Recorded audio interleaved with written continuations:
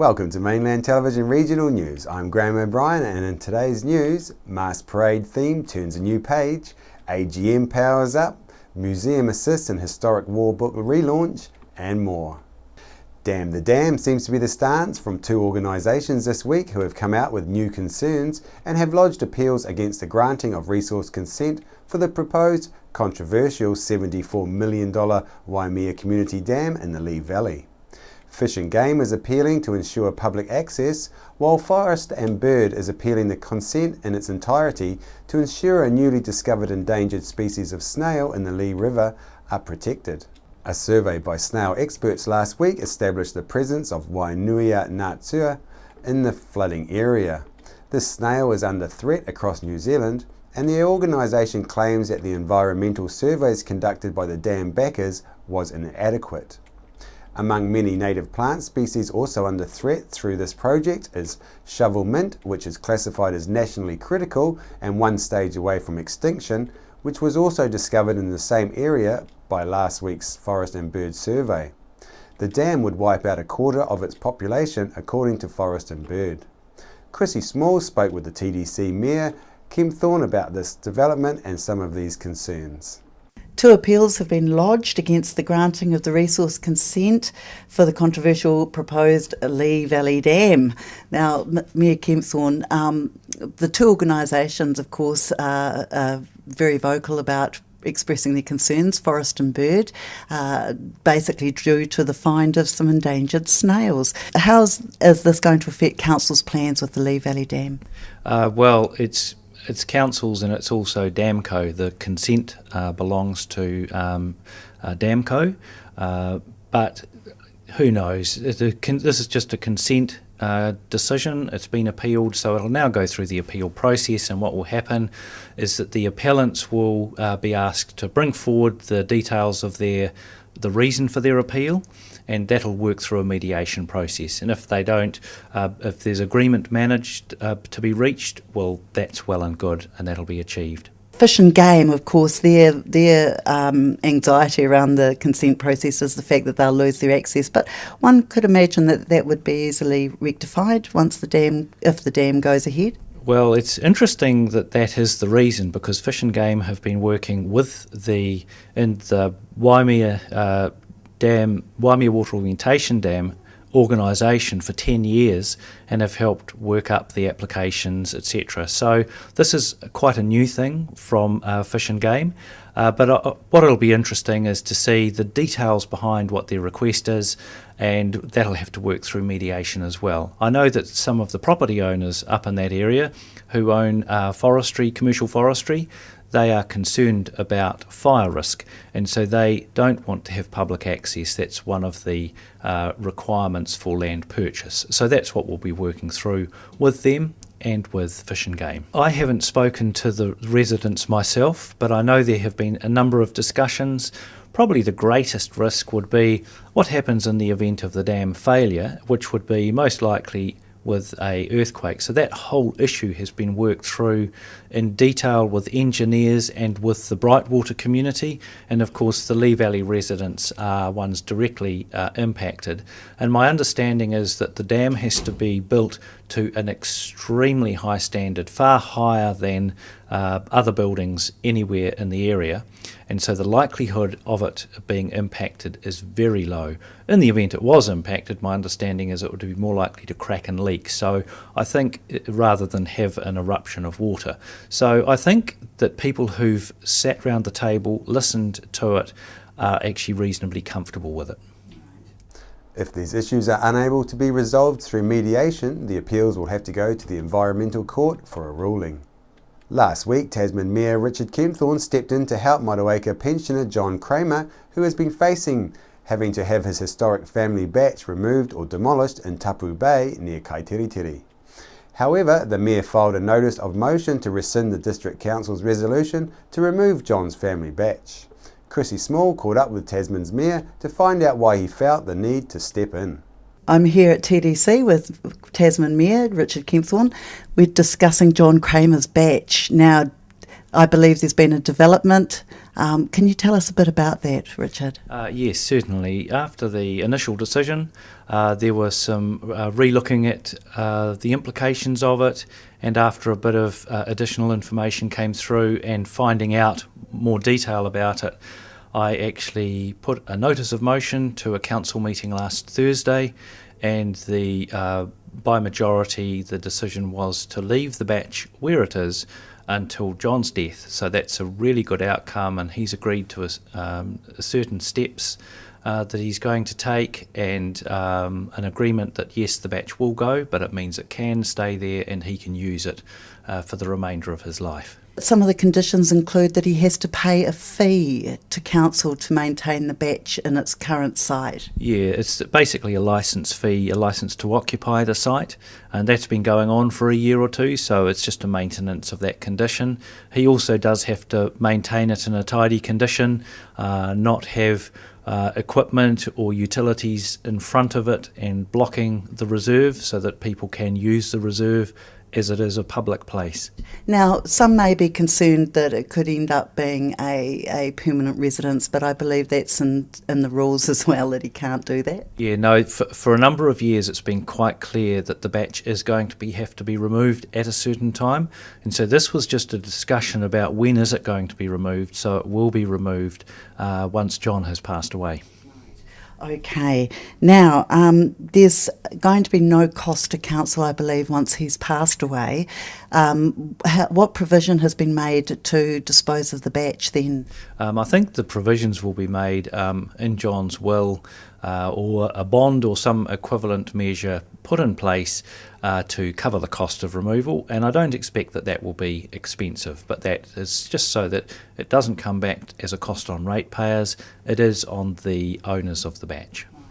Now, Richard, how was John's reaction to the news? I haven't spoken to John myself since, but I certainly had spoken to him about 10 days beforehand, and I think he was really pleased that we were able to re-look at it and that we were able to help him in the way that we have. Now, why has it taken council so long to get their heads around this situation? Why could that not have gone through? Any ideas? It hasn't actually taken very long. The initial decision was made probably 3 weeks ago, and so 3 weeks or a month ago, and so I and a number of others said, well, let's re-look at it. So we've actually done it quite quickly. Right. Are there any other batches in the pipeline that have got the same kind of conditions that John has at the moment?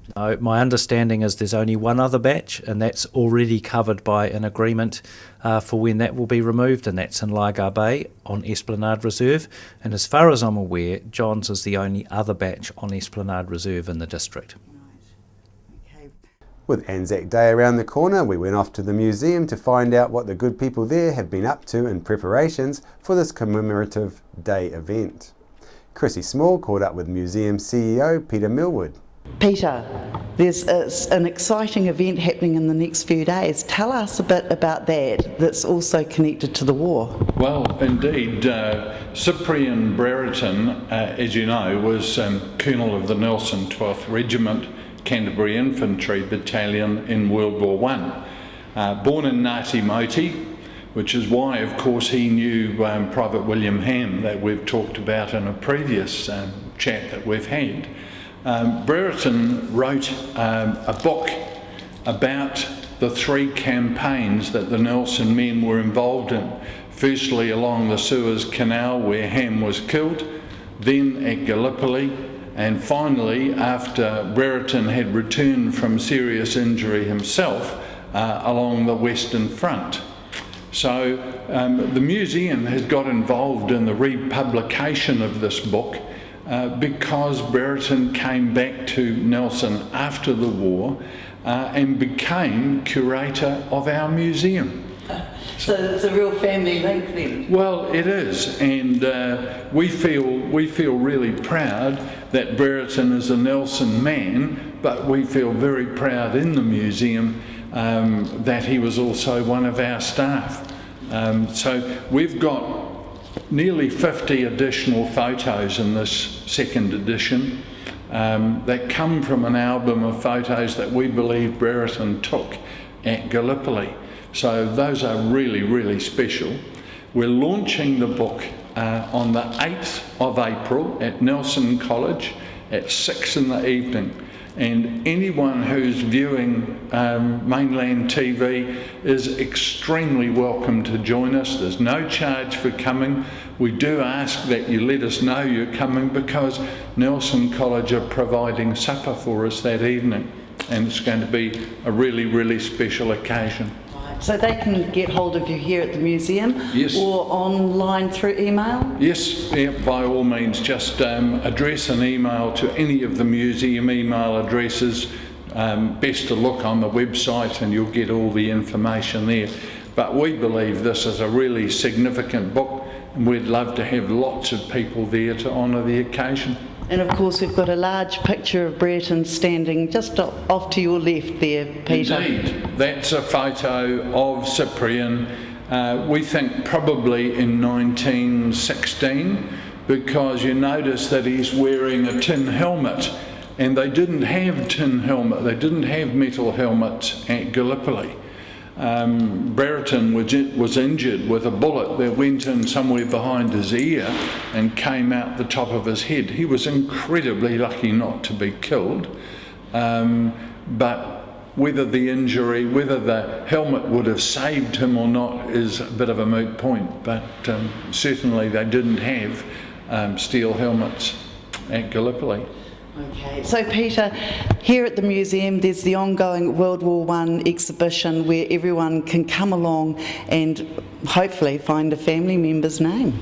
Well, indeed, as you know from your own experience this morning, we've got over 700 names on our wall of remembrance now, which have a little red poppy stamp beside them, and I have to tell you that it's been quite emotional for me and my staff, and for the visitors who have come in to mark their relatives.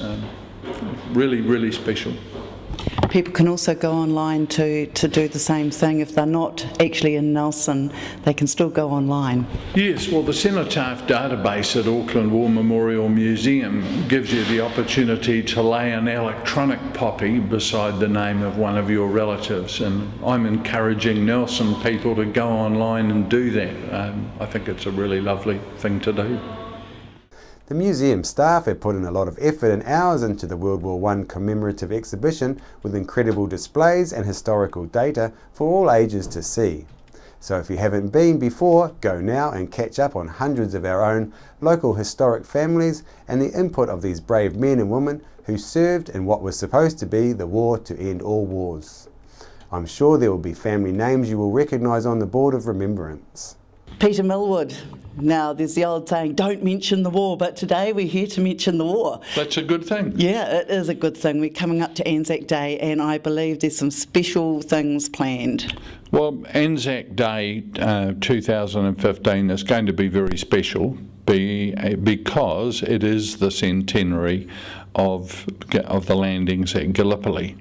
And what would become almost a year, well, we started in April, finished in December, and Nelson men were very heavily involved in that whole campaign. Of course, it looks like we've got a few of them on the wall here, Peter. Well, yes, we do. Amongst the characters here are some really important people. Here's Cyprian Brereton, who was the major in charge of the Nelson 12th Regiment. They fought initially at the Suez Canal against the Turks, and then he took the men with him to the Dardanelles. And he was seriously injured in July, but we've got a photograph album in our collection. And I'll tell you a bit more about that later. Here is a man who wasn't born in Nelson, but he and his wife came back after the war and lived in Nelson for the rest of their lives. So Charles Duke, really, really well known in the community for sports and his business interests. So his memoirs and Brereton's photos are going to form a really important part of the exhibition, but by no means all. We've got some wonderful letters from Jack Clower back to his family. We've got diaries of people who were there. We've got photos. I mean, it just goes on and on. Yeah. Okay, so look, this is really exciting. Of course, you're going to be doing something for the Anzac Day service. Yes, Anzac Day is going to be very special, and the museum is helping. It's going to be held at Trafalgar Park this year, so 6 in the morning, really early start. But the RSA are predicting that we could have 4,000 to 5,000 people there, which would be really special. So there's going to be a sea of white crosses in the middle of the rugby field, one for every Nelson man who didn't come home as a result of World War I. And then an 8-metre tall cenotaph is being erected in the field as well, and that's where the ceremony will take place this year. Right. Well, there were a lot that did come home, and they came home to serve again in the Second World War. Yes, that's right, and it's really interesting because in the hall in the exhibition we now have over 700 names have been remembered by family, and I'm absolutely amazed. There are 40 people in there who have been remembered by their son or daughter. Just one generation, and a number of them have made the same rather sad comment that it's the first time they've seen their father's name acknowledged publicly anywhere for having served. So these are the men who came home, who tried to get on with their lives, raise a family, contribute to what we know of as Nelson Province today. That's right. Now, Peter, I see you're decorated today. Tell me a bit about the medals that you're wearing.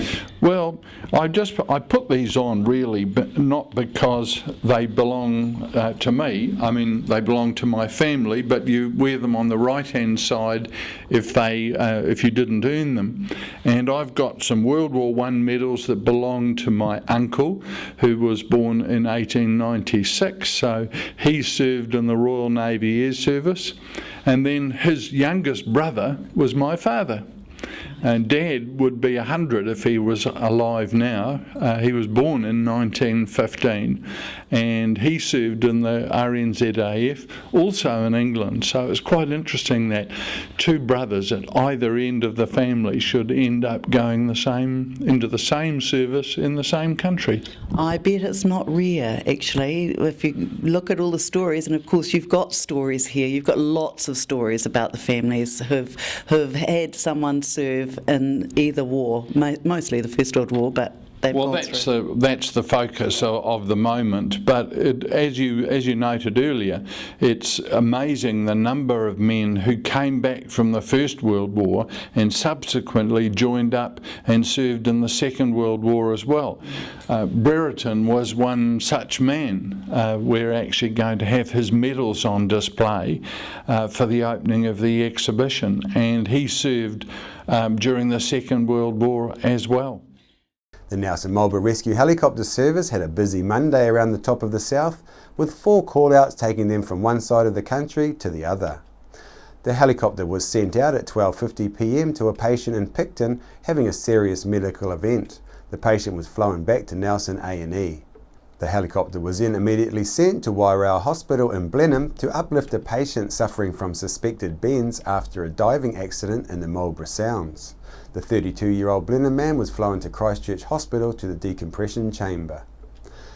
The Nelson Marlborough Rescue Helicopter's second helicopter was also dispatched at 1:15 p.m. to Takaka to uplift a critically sick patient and transport them to Nelson Emergency Department.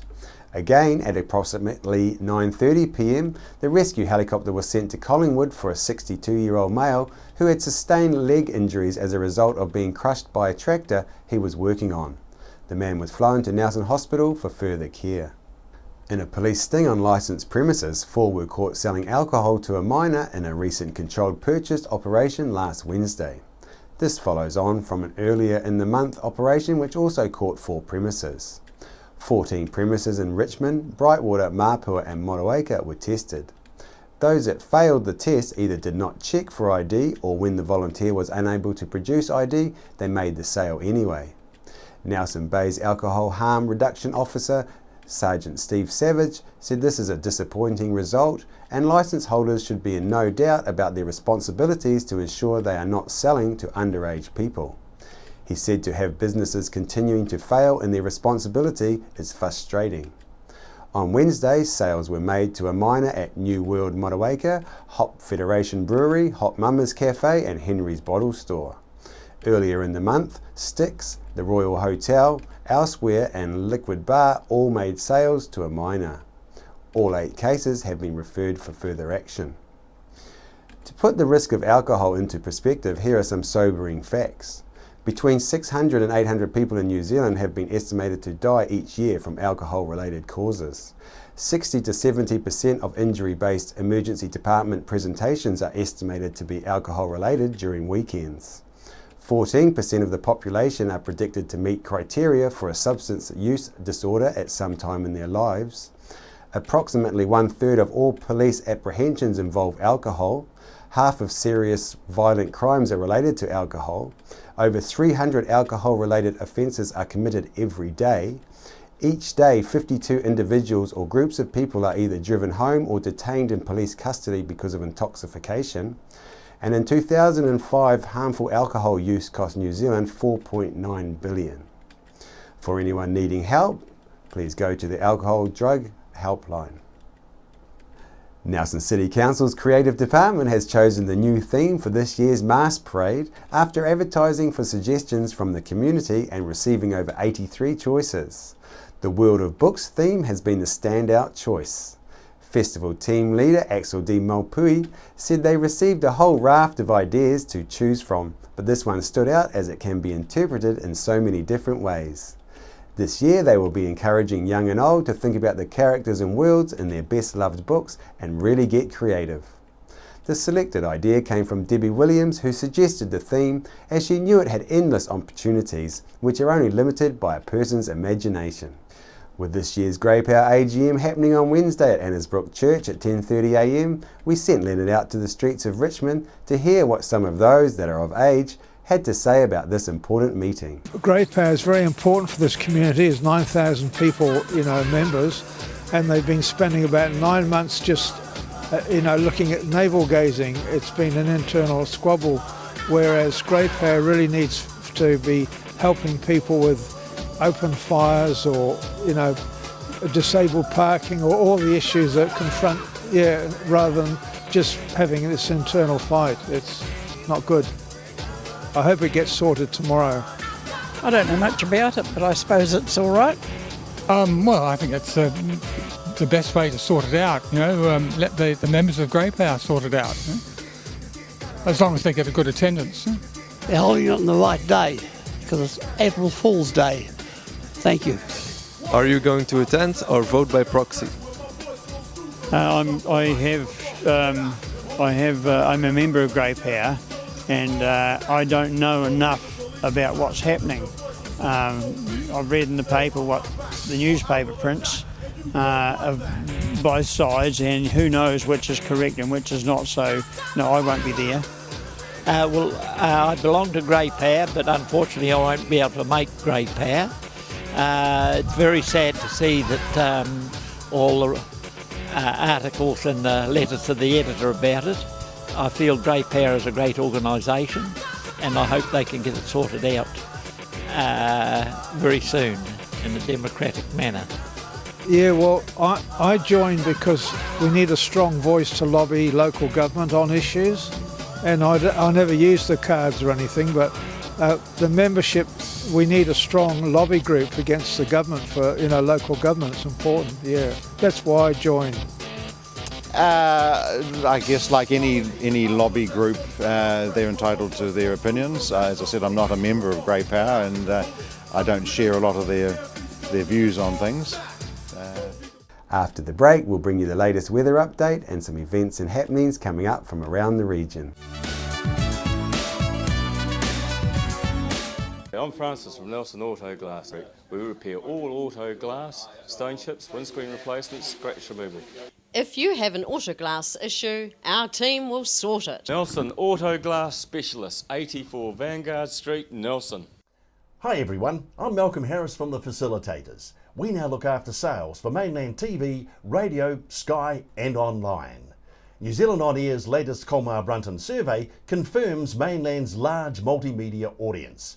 If you're in business or want to put a message out to everyone in the Nelson Tasman region, plus nationwide on Sky or worldwide online, please give me a call or see our website at www.mainlandtv.nz. We're the team at Jaycar, right here in Nelson, 120 Hardy Street. Our shop is full of electronic items, including security alarm systems, electronic components, solar and power, electronics toys,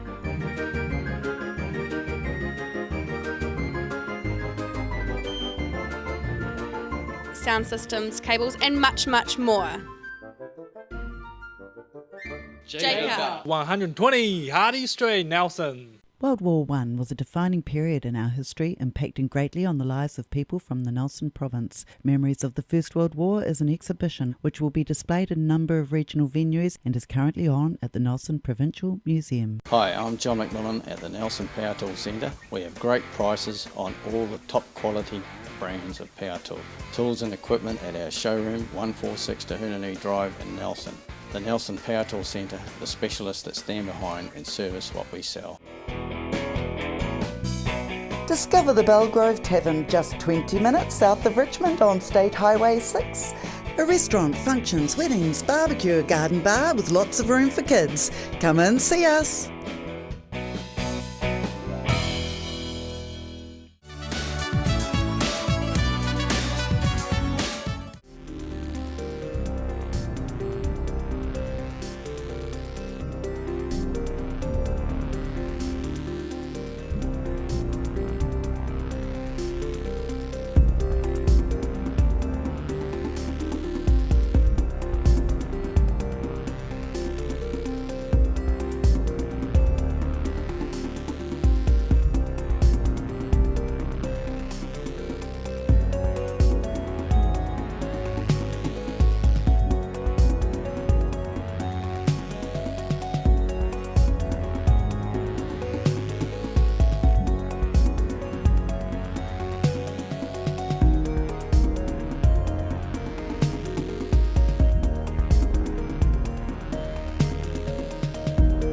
Mai Tai quiz is set on the new section of the Mai Tai Walkway, and you can do it as a fun Easter holiday activity with the whole family and be in to win a prize by matching the native plants to the numbered locations.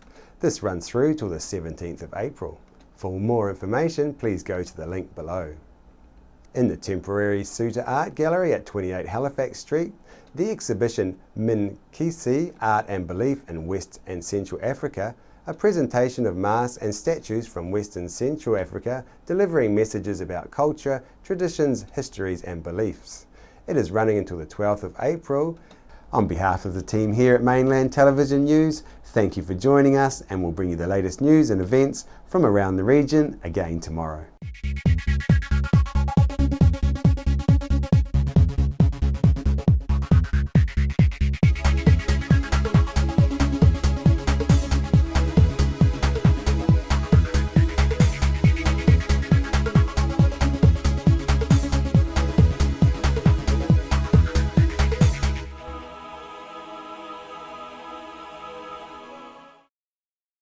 Supporting local content so you can see more of New Zealand on air.